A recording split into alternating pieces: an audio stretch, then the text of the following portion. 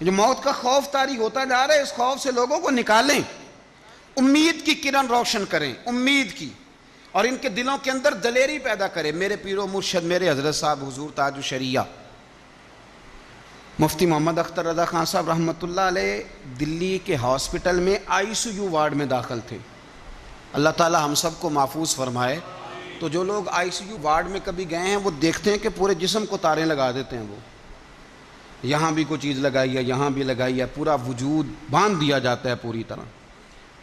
ایک بچہ تھا دلی کا لیکن امریکہ نیشنل تھا، تو وہ بھی وہاں تھا اور مایوس ہو گیا تھا زندگی سے، نوجوان تھا پر مایوس ہو گیا۔ مرتا وہ ہے جو دل چھوڑ جاتا ہے کسی بھی بیماری میں، اسی بیماری میں نہیں، کسی بھی بیماری میں جو لوگ اندر سے ہار گئے وہ گئے۔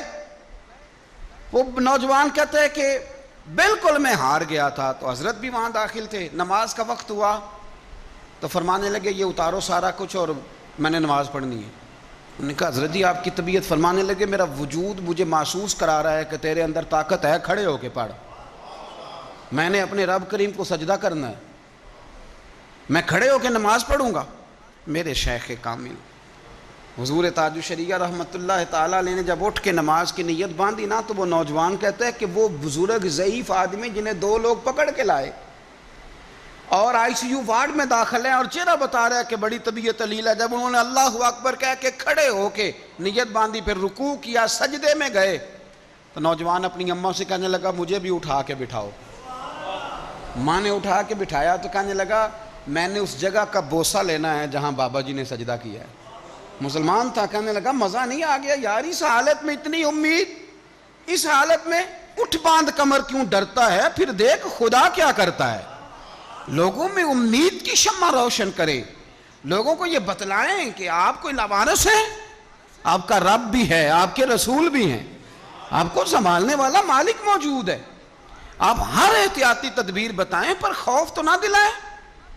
اللہ اکبر۔ وہ نوجوان کہتا ہے کہ حضور تاج الشریعہ تو چند دنوں کے بعد ہاسپٹل سے چلے گئے، لیکن میرا بلڈ پریشر جو ہائی ہوتا تھا وہ نارمل ہوا، اور طبیعت جو ٹینشن میں تھی وہ سکون میں آئی۔ تو حضرت کے جانے کے اگلے دن اللہ نے مجھے بھی شفا عطا فرما دی۔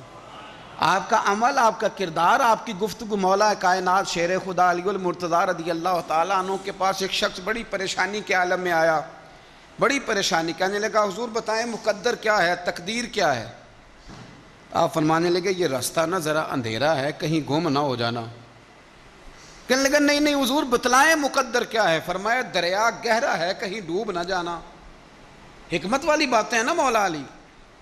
کہنے لگا نہیں حضور بتلائیں مقدر کیا ہے۔ تو آپ فرمانے لگے اچھا میں تجھ سے پوچھ کے ہی تجھے سمجھاتا ہوں، یہ بتا کہ اللہ نے تجھے تیری مرضی سے پیدا کیا تھا کہ اپنی مرضی سے؟ کہنے لگا حضور نہیں، اس نے اپنی مرضی سے پیدا کیا تھا۔ تو فرمایا مارے گا بھی تیری مرضی سے نہیں، اپنی مرضی سے ہی مارے گا، اس لیے کہ اس نے نہ تجھے پوچھ کے پیدا کیا نہ تجھے پوچھ کے مارے گا، اور زندگی میں جو تجھے ملے گا وہ رب کریم کی مرضی سے ہی ملے گا۔ تو اس لیے میرے عزیز یاد رکھیں، امید دلائیں لوگوں کو، یہ وقت ہے قوم کے اندر امید پیدا کرنے کا، شعور بیدار کرنے کا۔ میرے رسول کریم صلی اللہ علیہ وسلم نے فرمایا ایک بندے کو قیامت میں حکم ہوگا کہ اس کو جہنم میں لے جاؤ، فرشتے اس کو گھسیٹ کے لے جا رہے ہیں، فرشتے گھسیٹتے ہیں دوزخ کی طرف، تو مڑ کے پھر پیچھے دیکھتا ہے، فرشتے پھر گھسیٹتے ہیں پھر پیچھے دیکھتا ہے، پھر گھسیٹتے ہیں پھر پیچھے دیکھتا ہے، دوزخ کا دروازہ آ گیا تو پھر پیچھے دیکھ رہا ہے۔ اللہ نے فرمایا واپس لاؤ، فرشتے واپس لائے تو رب کریم نے پوچھا تو مڑ مڑ کے کیا دیکھتا ہے؟ اللہ کو پتہ ہے کہ نہیں؟ لوگ کہتے ہیں جی پتہ تھا تو پوچھا کیوں؟ اللہ کو تو پتہ ہے نا، کیوں کیا دیکھ رہا تھا؟ تو عرض کرتا ہے اللہ میری زندگی کے اندر کبھی امید نہیں ٹوٹی، میرا دل کہتا تھا میرا رب بڑا ہی کریم ہے، میرا اللہ بڑا مہربان ہے، معاف کرنے والا ہے، عطا کرنے والا ہے۔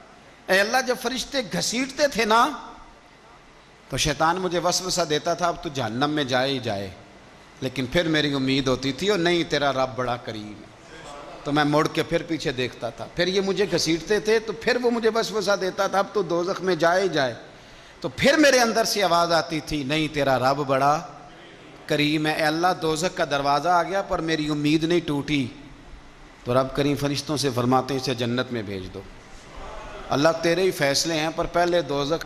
تو رب کریم فرمایا تمہارے اوپر ثابت کرنا چاہتا تھا، تمہیں بتانا تھا کہ جو میری رحمت کی اتنی امید رکھے اسے جہنم نہیں دی جاتی، میں اسے جنت عطا کیا کرتا۔ رحمت دا دریا الہی ہر دم وگدا ہے تیرا، تے جے ایک قطرہ بخشے مینوں تے کام بن جاندا ہے میرا۔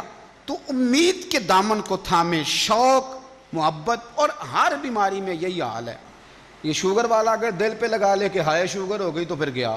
کینسر کے مریض جب وہ دوائی ان کو لگائی جاتی ہے تو بال جھڑ جاتے ہیں اور حالت بدل جاتی ہے، رنگ کالا ہو جاتا ہے، لیکن میں نے بہت سارے لوگوں کو زندہ دل دیکھا ہے جو کہتے ہیں یار رب کی مرضی ہے، پھر کیا ہے، انشاءاللہ ٹھیک ہو جائیں گے، اور وہ ٹھیک بھی ہو جاتے ہیں۔ زندگی تو زندہ دلی کا نام ہے، مردہ دل کیا خاک جیا کرتے ہیں؟